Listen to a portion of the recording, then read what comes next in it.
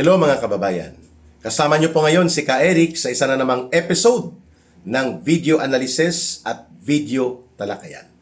Sa oras na ito, magbibigay po tayo ng komentaryo at pagpapaliwanag hinggil dito sa circus at comedy show sa Senado na gustong gimikan ni Tito Soto, ni Risa Hontiveros, nila Kiko Pangilinan, nila Erwin Bendalo Tulfo.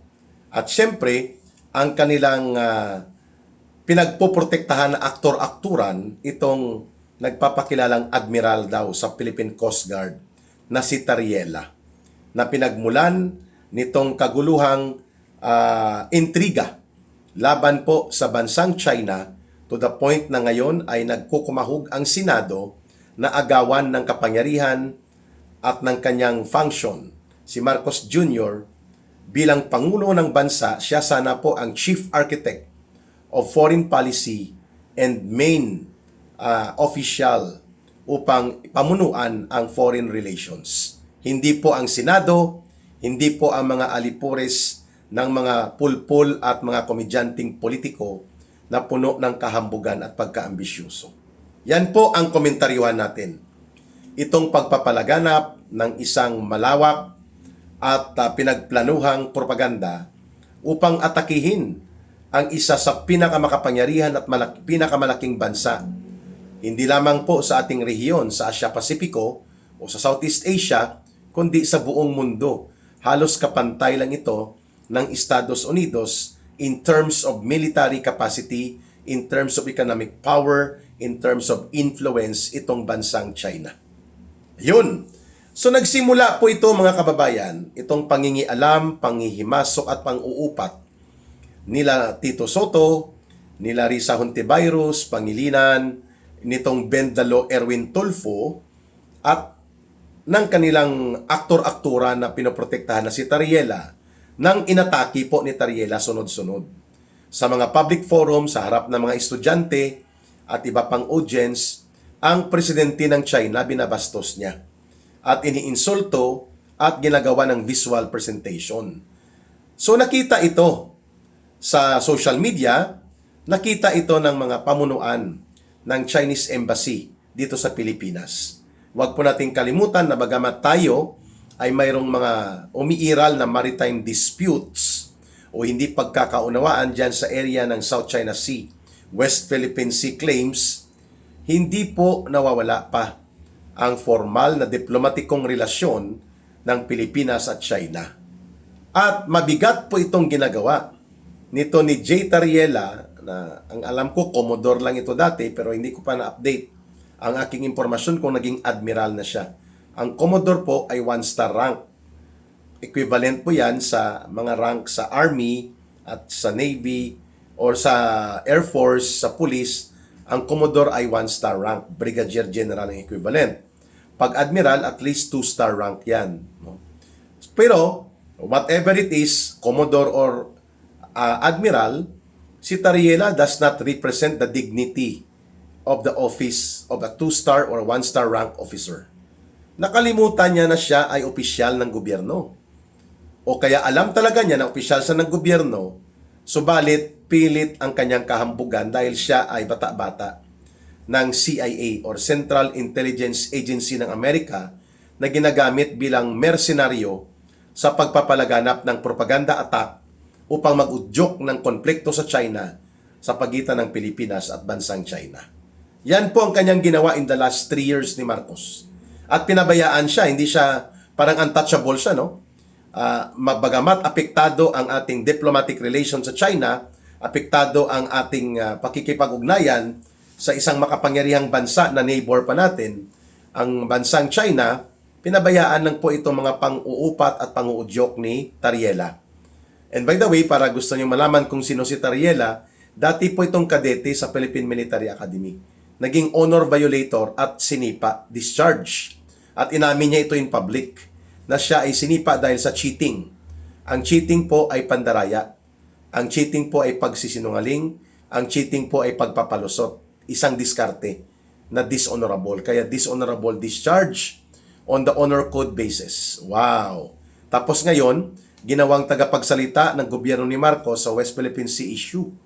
Sobra pa siya kung makaasta at makapag-atake sa isang secretary ng Department of Foreign Affairs. At parang untouchable siya sa ilalim ng proteksyon ni Marcos at ng mga pulpul na politiko.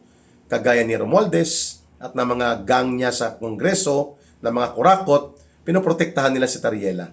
Kagaya po nito ng grupo ng mga very pretentious na ipokrito na politikong komedyante sa loob ng Senado, na kagaya po ni Hontiveros, ni Pangilinan, ni Tuta Soto, at pati po nito ni Erwin Bendalo Tulfo. Protektor din sila ni Tariela. Aba, hindi pwede po na gawin ng isang opisyal ng gobyerno in active duty service.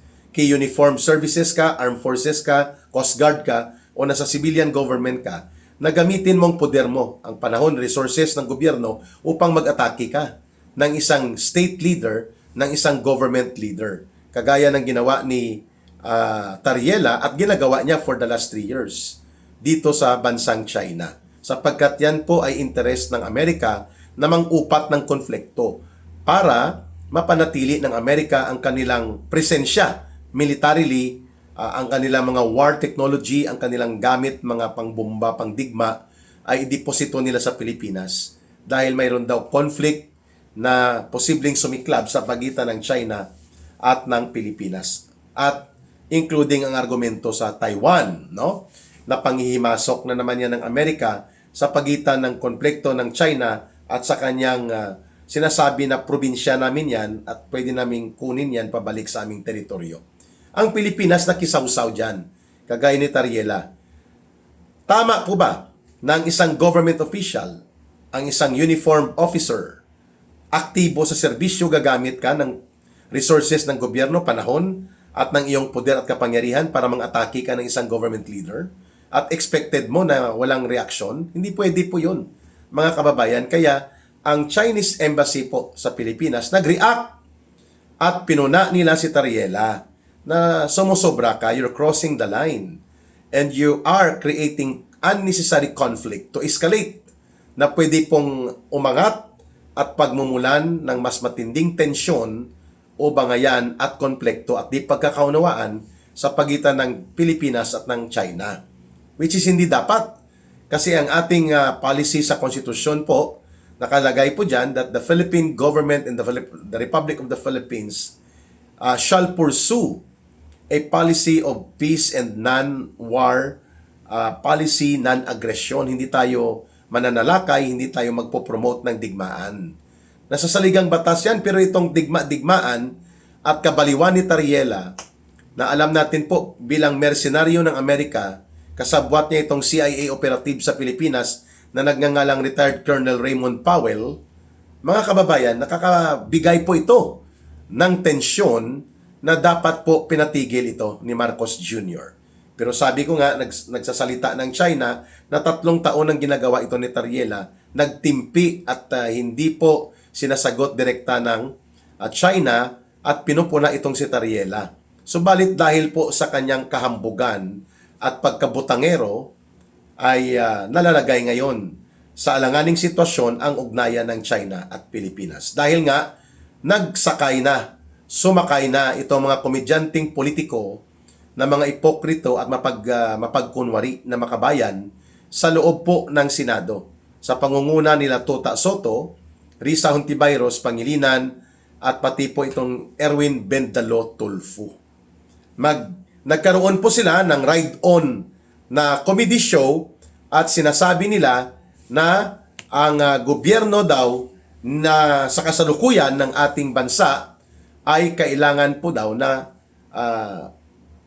punahin o kung kinakailangang palayasin sa ating pamahalaan itong gobyerno ni Marcos Jr.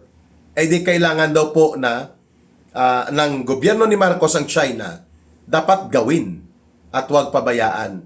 Subalit, hindi po sila ang may karapatan na magkaroon ng say upang mangialam sa foreign policy and foreign direction ng ating bansa sa pakikipag-ugnayan sa iba't ibang gobyerno sapagkat yan po ay tungkulin lamang ng isang presidente.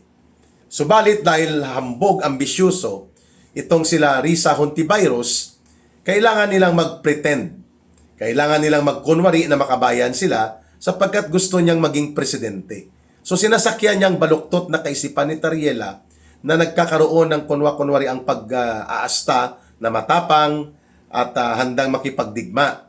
Sinabihan nga siya ni Senator Robin Padilla kung ang palagi mong paawa-awa effect na binubumba kayo dyan ng water cannon ng Chinese Coast Guard dyan sa sinasabi nating West Philippine Sea, South China Sea issue, di gamitin nyo ang bilyon-bilyon na pondo ng Coast Guard na ibinibigay sa inyo para bumili din ng high quality, high grade cannon, water cannon at makipag banatan ng tubig sa tubig. Bakit ka magpapaawa? Sapagkat yan po ang tinatawag na taktika na kunwari inaapi tayo. Sa totoo lang po, hindi siguro alam ni Tulfo o alam nila ng grupo nito mga komedyante at ipokrito na politiko na ang ating bansa po, ang pinakamalaking trading partner po natin sa loob ng 20 years na nakalipas ay China. Ibig sabihin po ang pinakamalaking tumutulong sa ekonomiya ng Pilipinas, maliban sa ating mga overseas Filipino workers, ay ang bansang China, na kung saan halos 70% ng ating imports nanggagaling sa China. Ang pinakamalaking market na pinagbibentahan natin ng saging, pinya, mangga, durian, kape na nagkukonsumo sa atin ay China. Ang pinakamalaking bumibili ng ating nickel at iba pang mga minerals, China. Ang mga nagbibigay ng malaking tourist sa atin, magbago po magkaroon itong digma-digmaan at mga posturang pagbabangayan ni Marcos sa China na sa pag-uudyok ng Amerika, mahigit 2 milyong turistang Chinese ang pumapasok sa Pilipinas taon-taon na nagre-resulta po sa mahigit $2 billion na kanilang nagagastos sa loob ng Pilipinas na naging income ng ating local tourism industry. Lahat ng ito nawala. Imagine we lost $2.3 billion of tourism-related revenues. Mula po dito, mga kababayan, sa ginawa ni Marcos na pagdigma-digmaan at pagtapang-tapangan. Yan ang dahilan kung bakit lumagpak ng turutudo ang ating tourism industry dahil si Marcos po ay sumunod sa udyok ng Amerika na magtapang-tapangan at magdigma-digmaan laban sa China, at itong attack dog ng Amerika na ginagamit kasama ang CIA ay itong si Tariela. Mantakin mo, the biggest trading partner mo, biggest import mo dyan ang gagaling, at napakalaking mga negosyo natin nakasandig sa China, and yet, aaway-awayin mo, babastusin mo ang kanilang leader. To the point na manawagan pa itong mga alipuris ni Hontiveros at ni Soto at ni Bendalo, Tulfo ng resolusyon na ikundina ang Chinese Embassy at mga opisyal nila iparicall at ipasuspend daw ang visa-free entry ng China na mga nationals, Chinese nationals, sa Pilipinas at ideklarang persona non grata itong Chinese official sa embassy nila sa Pilipinas. Hello? Alam po ba ninyo ang epekto niyan? Pag ginawa na ni Marcos yan? Aba, paano pag pinalayas po ang libo-libo, mga mahigit 100 o 200,000 na kababayan nating nagtatrabaho sa Hong Kong, sa Macau, sa mainland China? Ano po ang ibubuhay nila? Bibigyan sila ng employment ni Tito Soto sa Itbulaga? Bibigyan sila ni The Immaculate Risa Hontiveros ng kanyang pakyut? Ng kanyang pakyut? Bibigyan sila ni Bendalo Tulfo ng kanyang share dito sa mga political gimmick nila para mabuhay itong mahigit 200,000 kababayan natin na nabubuhay sa ekonomiya ng Hong Kong, Macau at China? Wow! Anong mangyayari kapag tinanggihan ng China ang ating mga nickel at hindi nila bibilihin ito? Anong mangyayari sa libu-libong mining workers sa mining industry? At alam po ba ninyo kung sino ang pinakamalaking negosyante ng mina ng nickel? Walang iba, si Martin Tambaluslos. Papayag siya nito na magkaroon ng ganitong drama at sirkos ang Senado. At ang pinakamalala dito, paano pag nagkaroon talaga ng actual na armed conflict? Mga kababayan, China is equal almost to Russia and US in terms of military capability, in terms of economic power. And take note, there are 121 countries all over the world na ang kanilang major trading partner, including ang Amerika, ay ang bansang China. So you see? And hindi na po pareho ang China noong 1970s sa ngayon. It is now an equal world power. So, imbis na tayo ay makipag-usap ng maayos, dialogo, at hindi natin palalain ang tensyon ng banggaan sa pagitan ng China at ng Pilipinas at patahimikin ni Marcos itong botangero at alaskador at arogante pero duwag naman na harapin ang kanyang ginagawang katarantaduhan itong si Tariela, nagpatulong at nagpa-rescue sa mga ambisyosong ipokritong politiko kagaya ni Tota Soto, Risa Hontivirus, ni Pangilinan at nito ni Bendalo Tulfo. Wow! So, saan ka, Marcos? Saan ang Pangulo dito? Sapagkat ang Chief Architect of Foreign Policy, ang Chief Architect and Chief Official of the Government and the State of the Republic of the Philippines ay Pangulo ng bansa ang nangunguna sa foreign policy, foreign relations. Hindi po ang mga politiko sa Senado. Hindi po ang mga buayang kongresista. Hindi po ang kagaya ni Tariela. It must be the President. And at least at the minimum, dapat nagsasalita ang Department of Foreign Affairs Secretary at sasabihan sila na it is the President that directs and is the chief authority regarding foreign relations and foreign policy. Antayin natin at respetuhin ang Presidente. At dapat ipurso natin ang nakalagay sa konstitusyon na hindi tayo nagpo-promote ng digmaan o karahasan, kundi kapayapaan, dialogo, at pakikipag-ugnayang maayos. Yan ang problema natin sa pag-upo ni Marcos ngayon bilang Presidente. Ang tinatawag natin na mutual diplomatic trade and economic relations sa China ay lumala papunta sa negatibo. Kaya nga tayo ang na-disadvantage. Samantalang ang China, kapareho ng Pilipinas din, mayroon ding mga maritime conflicts and disputes sa mga bansang kagaya ng Indonesia, Malaysia, at Vietnam, lalo na Brunei, subalit nagpapatuloy ang kanilang negosyong maayos. Nagpapatuloy na bukas ang kanilang diplomatic communication line at maayos ang kanilang security and military coordination at hindi po umaabot sa ganitong alaskahan at bastusan. Kagaya ng ginagawa ni Tariela at ng mga politikong senador na pulpul na gusto makialam na palubhain ang sitwasyon as if alam nila ang totoong kalagayang ito. Mga kababayan.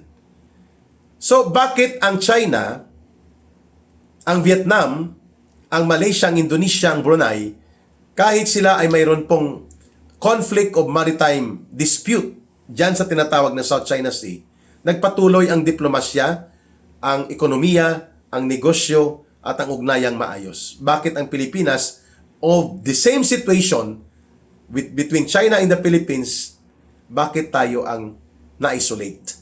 Bakit tayo ang nahiwalay dito sa buong rehiyon po natin, mga kababayan? Sapagkat mali at palpak ang tapang-tapangan, digma-digmaan at kahambugan na handa tayong makipagkiskisan dito sa China instead na makipag-usap, makipag-dialogo and find compromise of principles including ang ating pakikipag-ugnayan sa mabuting diplomasya at pang-ekonomiyang mga bintahe.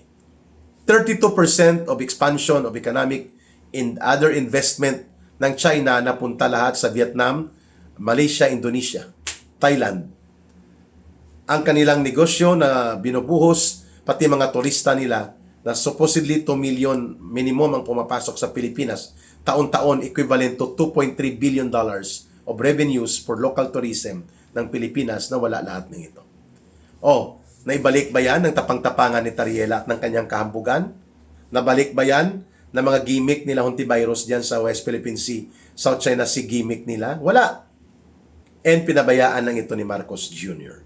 That's our point. And finally, basahin man natin isa-isa ang page ng desisyon ng tinatawag na International Court of Arbitration doon sa United Nations na isang special body ito na kinasuhan natin at kinaladkad ang China panahon ni Noynoy Aquino. There is no portion of the decision na sinasabing atin ang West Philippine Sea, atin ang South China Sea, or we have the rightful claim bilang bahagi ng ating soberenya. There is no decision about that. And former President Rodrigo Duterte was right about that.